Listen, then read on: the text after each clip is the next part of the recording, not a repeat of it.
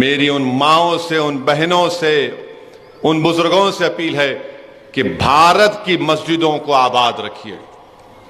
ہر باپ کی ذمہ داری ہے کہ جب بچہ بڑا ہو جائے تو اپنے ساتھ اولاد کو صرف جمعے کے دن یا عید کی نماز میں یا رمضان میں نہیں بلکہ روز مسجد کو لے کر جاؤ آپ۔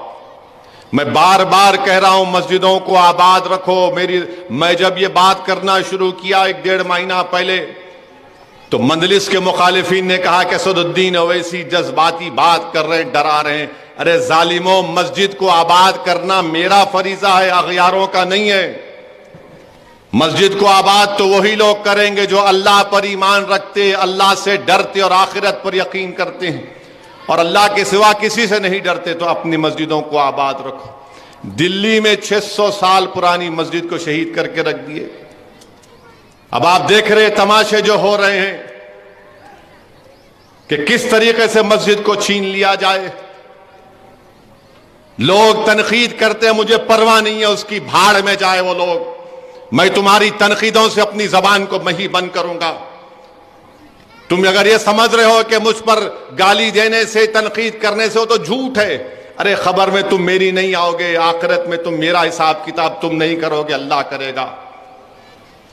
میرے عزیز دوستوں اور بزرگوں، اس لیے اپنی مسجدوں کو آباد رکھو۔ اور ماں اور بہنیں، اللہ کے رسول صلی اللہ علیہ وسلم سے ایک صحابیہ نے پوچھا، رسول اللہ صلی اللہ علیہ وسلم مرد حضرات تو مسجد میں جا کے نماز پڑھتے، ہم کیا کریں؟ تو رسول اللہ صلی اللہ علیہ وسلم نے فرمایا کہ اگر آپ گھر میں نماز پڑھیں تو اسی طرح آپ کو ثواب ملے گا جو مسجد میں با جماعت جا کر نماز پڑھتا ہے۔ اللہ کے رسول صلی اللہ علیہ وسلم نے فرمایا کہ جو مائیں رات بھر جاگتی ہیں اپنی اولاد کو پالتے وقت، ان کو اس طرح کا اجر اور ثواب ملے گا جو ایک مجاہد پورے میدان میں باطل طاقتوں سے سامنے ٹھہر کر مقابلہ کرتا ہے۔ ان ماؤں کا کیا اجر ہوگا جن کی اولاد میں ڈاؤن سنڈروم ہوتا ہے یا ان کو مختلف بیماریاں ہوتی ہیں، ان کا مقام تو اللہ ہی جانتا ہے کیا ہوگا۔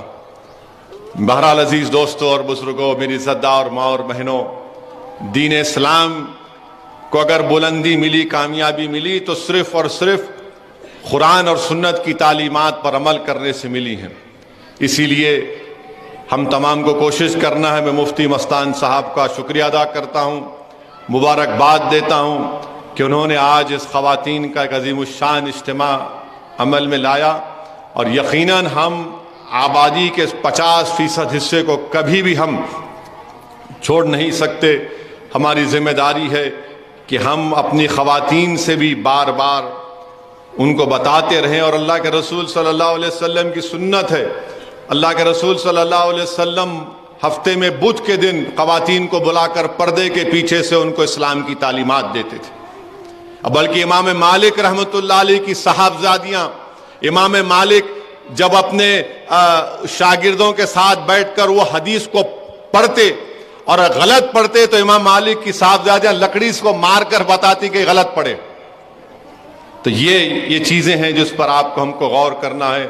میں زیادہ وقت نہیں لینا چاہتا ہوں، بس آپ جیسا کہ مفتی مستان صاحب نے کہا کہ آپ مجلس اتحاد المسلمین کے لیے دعا کرتے رہیے۔ آپ اسد الدین اویسی کی شخصیت کے لیے مت کریے، میرے جیسے لاکھوں لوگ آئیں گے چلے جائیں گے، اس زمین کی غذا بن جائیں گے۔ جماعت باقی رہنا چاہیے، جماعت مضبوطی سے باقی رہنا چاہیے، اور رسول اللہ صلی اللہ علیہ وسلم کی حدیث ہے کہ بڑی جماعت کا ساتھ دو، ان ظالموں کا، ان باطلوں کا، ان منافقین کا ساتھ مت دو جو ہمارے اتحاد کو تارا تار کرنا چاہتے ہیں، جو ہمارے اتحاد کو توڑ کر انتشار کو عام کرنا چاہتے ہیں، اس لیے کہ وہ اپنی انانیت کو اس سرزمین پر منانا چاہتے ہیں۔ وہ اجتماعیت کو نہیں بلکہ اپنی شخصیت کو، اپنی انفرادیت کو منانے کے لیے اتحاد کے دشمن ہیں یہ لوگ۔ تب مجلس اتحاد المسلمین کے لیے دعا کرتے رہیے۔ وآخر دعوانا الحمدللہ رب العالمین۔